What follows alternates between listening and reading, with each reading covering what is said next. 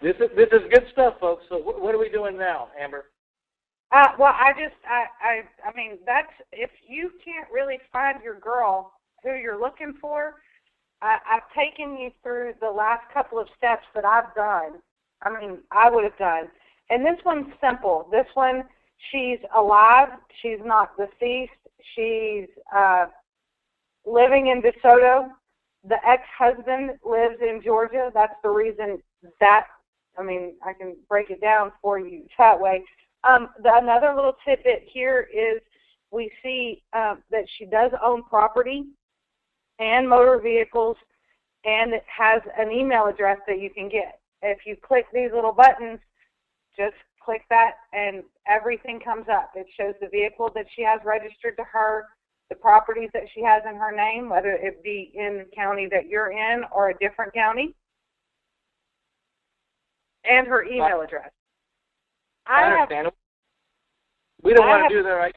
We don't want to do that right now for privacy reasons, but but just suffice to say, this is good stuff right here. Yes, and I'm telling you, LexisNexis, their support team and they give you instructions on how to use it. You can't go wrong with it, and it is a shell shock when you find out how much it is, but if you're willing, I can't be without it. I'm going to have to cut corners somewhere else if it comes down to it, because this is the way that we make money. Okay, now I have a couple of questions here. I have one from Ed S. And let's give me a second here to read these questions. Kind of small, and I'm blind, so let's look at this a second.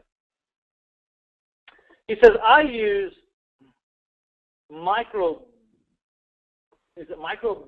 B-I-L-T. He uses http://MICROBIT, MicroBit, and it's only $40 a month and has most of the info of the account. Have you ever dealt with MicroBit? No, I haven't. Okay. You might want to explore that out there. Yeah. I will look into it. His other question is, LexisNexis is very selective. What do you tell them when you call them for an account? I guess he's asking, when you contact LexisNexis, what do you tell them that you're doing? How do we, as people who want to find houses, when we call LexisNexis and they say, well, what do you want the account for? What do we say to them? Well, when I set up my account, we had lots of rent houses, over 700, and I had to have some way to have background information on my tenants, because I didn't have good luck with people paying rent. It's just the way landlords are, I guess. And that's how I got it, because the relative search and when you're letting somebody move into your house, you kind of want to know who you're letting move in your house. And this 15 years ago or 13 years ago, this was one of the only websites that would give us the background information on the liens and the judgments all in one spot, criminal records. Before I could do it, but I was going to 10 or 15 other websites. Now I can go to one. And so, what you're saying is, excuse me for interrupting, just because I'm trying to always dumb this down a little bit. What you're saying is there's other reasons to use LexisNexis. One is, I'm renting houses or I'm owner financing houses, and I want to be able to do background checks and to check out the person that's moving into my house. Would that be a legitimate answer for LexisNexis? Yes, absolutely. I had a girlfriend of mine in Houston that bought old debt, and she used LexisNexis because the debt was 5 years old, and she wanted to find out where the people were now. And I'm assuming that's what she told them when she got hers. Right. And, people ask me all the time, so, Mitch, when you're selling a house to someone, owner finance, or you're going to rent a house, do you do any how do you check up on them? And I say, I want to do a credit check. And the reason why I want to do a credit check is because I don't want to get involved with someone who's in the middle of a life debacle, where they can't pay anything. Getting someone who has bad credit is one thing. If they have the bad credit, a year ago or 2 years ago, and the credit reporting agency is not forgiving them, and so therefore they still have bad credit, but I can see where they've been good for the last year or the last 2 years or whatever, that's one thing. What I don't want to do is I don't want to put someone in my house that is in the middle of their meltdown, because I'm just going to become another person who doesn't get paid and who's in the middle of this meltdown. I want to see that there has been a meltdown. That's why they have bad credit, but I want to see that their meltdown has been resolved somehow. Now, I'm going to use an old analogy here. One time, I had a lady that had a very bad credit score. It was like a 430. And then I went and I could see by the background check that I was looking at, by the credit report, that,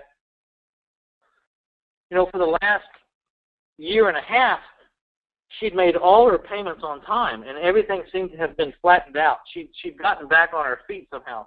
So when I called her, I said, Mrs. Jones, you have a really bad credit score rating. I'm sure you're aware of that. And it was really bad, a couple of years ago, but something seems to have straightened out. Can you explain to me why this has happened? And she said, yes, I can tell you absolutely. I said, well, please tell me. She said, I was married. I have 3 kids. I was a stay-at-home mom, and I was a stay-at-home mom, and my husband died. And it took me a little while to get over that and to financially figure out and to reposition myself. He said, I've gotten back in a place, and I'm good now. I said, well, what happened after your husband died that you've gotten back on your feet? And she just laughed, and she said, I married a man who made 3 times more money than him, and everything is fine now. Everything is fine now. And you could see it. You could see it by the records. Now, the other thing I tell people is, I don't only do a credit report to check up on it, but I also do a criminal background report. Yes.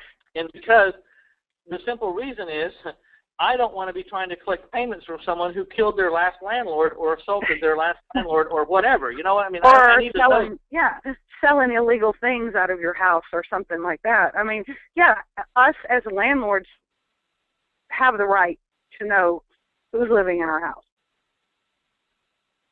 Right. So these are the 2 things. But this is leading me to my own question that I want to ask you is I've always wanted to know, could I find out if the person that I'm putting in my house is a litigious person? Do they have the propensity did they sue their last landlord? Did they sue their last 3 landlords? Is there a way to find out this information from this site? No, but I do have another site, just for your information. I don't have a login and password because I don't have any more rent houses. It is MrLandlord.com. And you can log on there. Everybody needs to write that down. MrLandlord.com. And what would we expect to see if we went there and can we find out if someone's litigious? Yes, without a doubt. They will give you, hold on, let me see if I can pull it up. You have to become a member, and it's not nearly as strenuous as becoming a member of Accurate. But you can do file your bad debt with them so other landlords will see it. You can do credit reports from their website. They have gotten a little tight on your credit reports. They want to come to your office and make sure that you have a locked file cabinet. But anybody that wants to be a landlord or is a landlord and having trouble, this is a great website for them. MrLandlord.com. And so the reason why we need to know this is people's past doesn't lie. And what I'm always the most fearful of is that I'm going to get involved with someone who intends to sue me before they even get in my house. I mean, Yes. it is their method of operation. And there are people out there like that. Yes, and I have met them, and I have been to court with them, and I have won. I don't like them. A lot of money to them. So I don't like it. We're talking about a very dark side of this business, but we need to talk about the dark side. The dark side is there are professional, I call them sidewalk lawyers. They know the law, and they know if you're not conforming, and they know how to stay in your house for a long time because they've done their research on what you need to do as a landlord, or i.e. a home owner financier. If you're owner financing a house, they're called, I call them sidewalk lawyers. And so if we get into their past, you can start to see whether they might have this propensity or not. And for heaven's sakes, if you get into someone's background and it's just not adding up, and there is a lot of trouble, and there's a lot of past payments, and there's a lot of broken leases, and there's a lot, I don't care if that house is hard for you to sell or not, you will be better off to pass on this person. Yes. And that's what this is about. To make the point that you made earlier, sometimes bad things happen to good people. So you really can't just pin one, use just your credit report or just your background search. But the Mr. Landlord allows you to put your tenants, your bad debt, so you're helping other landlords in your area. And I think it's a team effort when you're a landlord. Especially if you're in one neighborhood or you like one neighborhood, you want a good tenants in that neighborhood. Well, this is a very important point. If you go to Mr. Landlord, it's a two-way street. You're not just getting information from Mr. Landlord. You are also reporting people that did not do you right, and you would not want to see one of your fellow investors get involved with them. So I think what you're saying is, Amber, it's a two-way street. You're getting information from it, but you should always put back into this site. You should put in, people that have just grossly mishandled their relationship, and you should also put back into this site, right? Yes. It's a team effort. And that would be very helpful, because if you are in the arena that I practice in, which is the middle to the lower arena, we are dealing with what would you say, we're at a higher risk, because we're dealing with people that the institutions don't want for these exact reasons. Now, we've learned to make a living in this arena, but we have to learn to do extra steps, because we are dealing in a higher risk a region, and this is how we mitigate that risk, is to be able to find sites like this, to go out and to get some kind of information, so that at least we can go back to our prospective occupants and say, why is this happening, or what happened here, or I see you have a felony charge. What was that charge? If that charge was I was dealing drugs, then I would say, well, how long ago was that? If they say it was 15 years ago, and they've had a job for 10 years, and hopefully they have a job where they're being drug tested. Maybe they're truck drivers, or there's something. And if a man held a job for 10 years in a business where he's likely to be drug tested, then this is just a slim example. But I'm more at ease with the fact that he had a felony for dealing drugs 10 years ago than I am if he was dealing drugs 3 weeks ago and he's on probation. So, these are the kind of questions that you want to be able to ask, and we don't know what questions to ask if we don't get some background material, and that's what this is about. I have another comment here. It says another option is to go to www.tlo, that's T as in Tom, L as in Larry, O as in, what's O? Octopus. Octopus, yeah. TomLarryOctopus.com. And Ed S. says that this is a good place to go. This is really good information, you guys. I appreciate you putting in. If you're not answering questions or putting in comments, please put in your comments. How do people put in their comments here so that I can announce it? Erica, are you on the line? How do people put in these comments? I have failed to state that. Let me just ask the question here. What about in the chat box, Mitch? Let me go here to this chat box or something.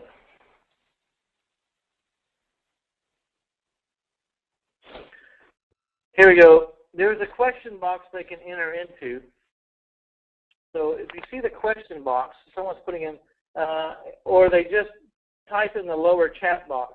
So if you want to put in a question or make a comment, go to the question box or the chat box and type it in. Also, have you ever used National Tenant Network?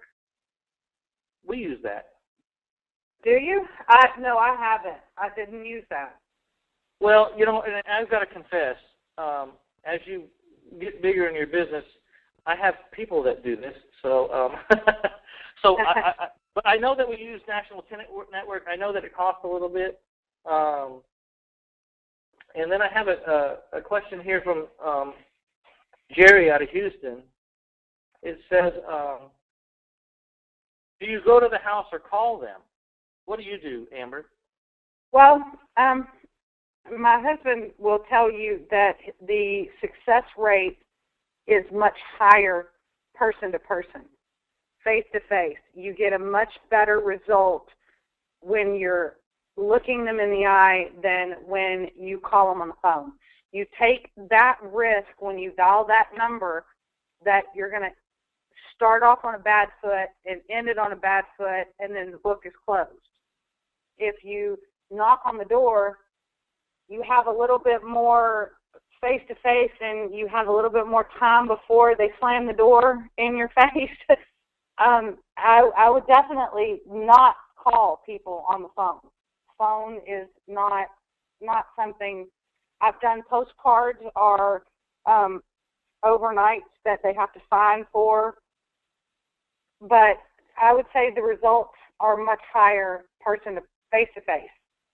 I would absolutely agree. And let me tell you something that happened to me this week, like 3 days ago. My guys went out and they knocked on the door and they wanted to buy a pre-foreclosure house. And they asked them for a business card or something to substantiate that they were really in business, and they didn't have the cards. And they weren't dressed, nor did they have they weren't impressive. I'm not talking them down. I'm just saying there wasn't enough impression for the person at the door to want them to believe in them.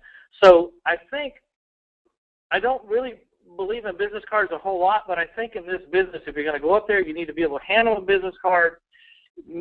It helps if you have a website that they could go to. I ended up going to the house myself and just giving them my credentials and telling them, basically, my name is Mitch Stephen, just Google me, because I happen to have enough credentials that I could say that. If you don't have that kind of credentials where if they Google you, they find everything they won't find everything they need. You need to have a business card. You need to have some place that she wanted to know where our office was. And so once I told her that I had an office, that I had been in business for this many years, here's my business card, and if you'll just Google my name, you'll see a lot about what I've been doing for the last 18 years. So, man, we're getting a lot of questions right now. So let me just take a second here and get you some of these questions.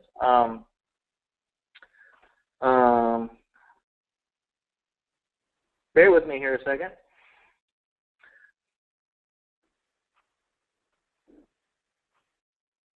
If no one's there, do you leave a note for them to call you, or do you just come back?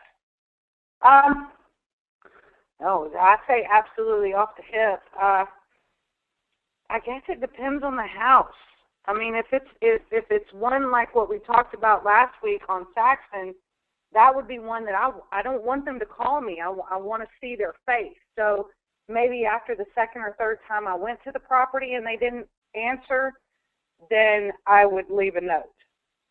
Yeah, I mean, leaving a note's just like calling. So you've got to put leaving a note with your number just like you left a message on their phone or you called them on the phone. So I would say that would be like the very last resort. I'm with you. I think it's a very intelligent answer that you would that if they don't answer, go away and come back another time because you're trying to meet with the person. And a lot of time we have time constraints, so you may have to go back. You know, like I said, this is work. But if you have a house with a large margin or you think that this is a killer deal, then you need to up your ante. You need to up your efforts to that level. And that means that you got to hang around the neighborhood all day long and go get something to eat and go back and they're not there, and then go see a movie and go back and they're not there, and then go whatever. But you need to get them face to face. I agree. And I mean, I preach it and I practice it. Consistent, persistent behavior is what it takes, you know, and you've got to be the person that's there all the time, because if you're not, somebody that does the same thing that we do is going to be right behind you doing the same thing. Jean says she uses peoplefinders.com. Peoplefinders.com. So I'm going to guess that's a free source. So put that in your notes. You might try peoplefinders.com. Do you go during the day or during the evening?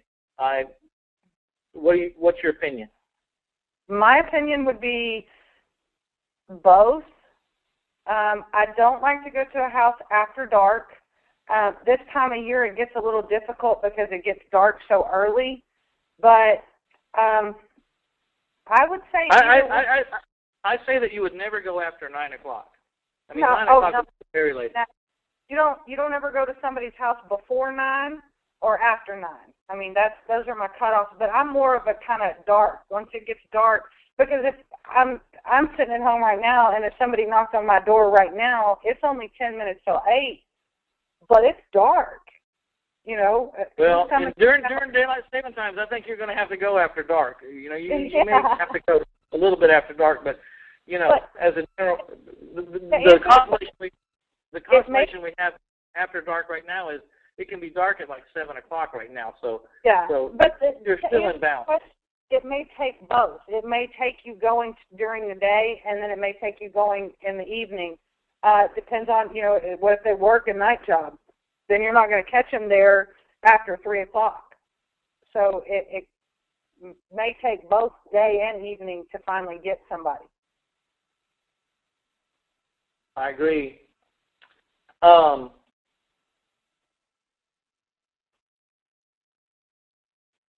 just reading some of the questions here. Bear with me a second.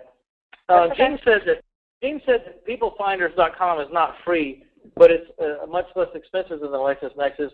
Now, whether it will get you there or not, we don't know. But you know, it's just another choice. So, Jean says it's not free. Anything else we need to do on this search here, or where are we at with what you can tell us on? Well, I mean, it's like I talked about earlier. I'm really it's just kind of a touchy subject with the personal information on there and the liability issues for me on searches. Let me explain that to the people here. We could have gone much deeper and found out a whole bunch of information about a bunch of people on this stuff, but you know, we have privacy issues, so we're kind of limited at how far we can really go. But just suffice to say that LexisNexis can take you way, way, way into it.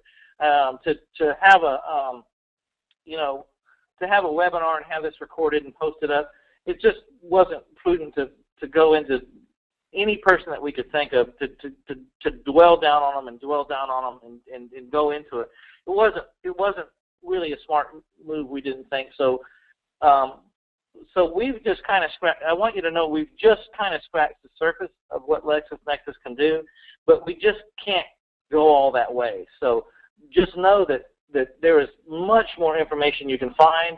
LexisNexis has videos on how to use their software. They'll teach you everything there is to know about it, and they can show you things that we don't elect to show you right now. For the reason we just stated. But just know that LexisNexis is quite capable of getting to the bottom of this. Have you ever not been able to find a person, Amber? No. It takes diligence. There you have it. There you have it. If you're persistent and you're diligent and you learn the program that you choose, in this case, she's talking about LexisNexis. If you're going to learn how to use this program and drill down and drill down and drill down, she just said there's not been anyone she hasn't been able to find. And I'm sure if that person is deceased, then you would find the trustee for the estate or someone that you could deal with, right? Well, yeah. If you find a deceased person and the relatives are not up to date, then you can always go look at if there's a probate file, any of the information in the probate as well. So it's a good springboard to. I mean, initially it tells me whether they're deceased, how old the people are that we're looking for, what kind of vehicle they're driving. You know, that it tells me everything that I need to know. And like you said earlier, you've got to keep pulling on those strings. And if this relative's not going to give you what you want, then go to a different one. I do. Now let me tell you. Go ahead. I was going to say, go back to talking to the relatives. Don't always come right out and say, well, I want to buy that house over there on Broad Street. Well, I'm interested in the house on Broad Street. Because if you say I'm going to go out and buy it, then they're going to think that you're going to pay full market value. And I don't know about you, Mitch, but we don't pay full price for any house, do we? So we just say that we're interested. So that's right. Don't say I want to buy it. Just say I'm interested. Yes. That leaves it all in flux. You know, yes. Interested means not very much. Yes. Could mean that you want to rent it. It could mean a lot of different things. So absolutely. That's a good. Now I want to make a point here. Mr. and Mrs. Weeby are sharing this information with us for a reason, and one of the reasons is they want to give and help people. But the other thing is, Mr. and Mrs. Weeby have a pre-foreclosure course, and if you go to 1000houses.com/menu, you'll see it there at the bottom, and there's a course on pre-foreclosure. You even have the chance to ride with Charles, Mr. Weeby, for 3 days and see exactly what he does and how he talks to people and the paperwork that he has. I mean, it's a very in-depth course. I've seen it. I understand exactly what it's about. Charles and Amber have no doubt been successful at this select, very targeted way to buy houses. Now, the way that they buy houses, they're taking houses subject to the liens that are there. And so for a person with not so much capital, and for a person who doesn't have a lot of private money lenders, this could be a very effective way to find houses if you use Charles's and Amber's system. It's called The Art of Pre-Foreclosure, and you can see it at 1000houses.com. And I'm bringing it to you for a reason. I mentor people on how to buy houses and owner finance them. My course is called The Art of Owner Financing, and then the mentorship is Be the Bank. And you'll see also at 1000houses.com/menu, you'll see those courses there. They are very succinctly different, but they are very succinctly the same in some of the things that we have to do. So we're here to show you why the upper echelon of real estate investors are being successful is because they are reaching far beyond the normal put up a plastic sign, get a call, and go talk to the person scenario. The investors that I'm involved with, the investors that Charles and Amber are involved with, we are teaching them very strategic, very, very, very niche ways of becoming successful in getting the outcome that you want. So make no mistake about it, Charles and Amber have been very gracious here to show us what they're doing, but they also have a mentorship of their own. It's called The Art of Pre-Foreclosure. You can find it at 1000houses.com/menu down there at the bottom. And if you're interested in the art of owner financing houses, which is a little bit different but a little bit the same, and they all interplay. As a matter of fact, you'd be very well armed if you knew how to do both ways, because I find that in my travels that since I've met Amber and Charles, it's kind of opened up the playing field for me. There was things that I was passing on that I should have been taking advantage of, but I didn't know how to do it. I didn't even know that it really existed the way that they were teaching it to be done. So it's a very, very, what's the word? They play off of each other.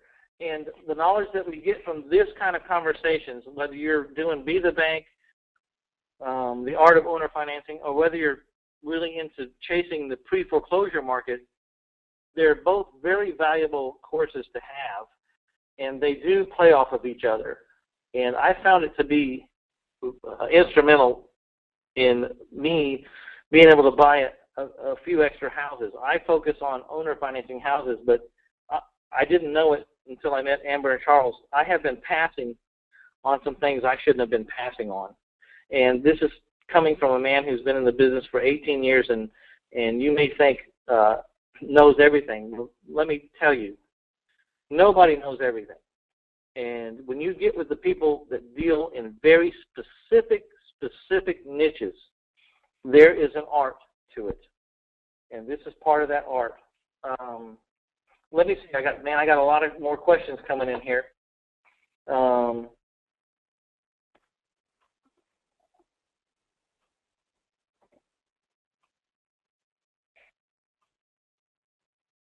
How do you? Bear with me a second here. I'm reading all these questions. Some of them we've answered already.